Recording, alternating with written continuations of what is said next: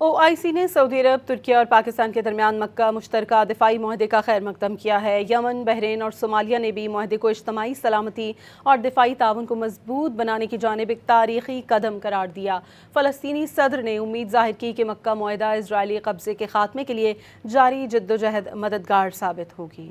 اسلامی تعاون تنظیم سمیت کئی عرب ممالک نے سعودی عرب، ترکیہ اور پاکستان کے درمیان مکہ مشترکہ دفاعی معاہدے کو خوش آئند قرار دیا۔ OIC کے سیکریٹری جنرل حسین ابراہیم نے مشترکہ دفاعی معاہدے کا خیر مقدم کیا اور کہا یہ معاہدہ پوری خطے میں مسلم دنیا میں سلامتی اور استحکام کے فروغ کے لیے ایک بنیادی ستون کی حیثیت رکھتا ہے۔ بحرین، فلسطین، صومالیہ اور یمن کی عالمی سطح پر تسلیم شدہ حکومت نے بھی معاہدے کو اجتماعی سلامتی اور دفاعی تعاون کو مضبوط بنانے کی جانب ایک تاریخی قدم قرار دیا۔ بحرینی وزارت خارجہ نے ایک بیان میں کہا کہ یہ پیش رفت مسلم ممالک کی ڈیٹرنس کو مضبوط کرے گی اور علاقائی و بین الاقوامی سلامتی اور استحکام میں اپنا حصہ ڈالے گی۔ فلسطینی کے صدر کے دفتر سے جاری بیان میں امید ظاہر کی گئی کہ مکہ معاہدہ فلسطینی عوام کے حقوق اور اسرائیلی قبضے کے خاتمے کے لیے جاری جدوجہد کی حمایت میں مددگار ثابت ہوگا تاکہ بیت المقدس کو دارالحکومت بناتے ہوئے ایک خود مختار اور آزاد فلسطینی ریاست قائم کی جا سکے۔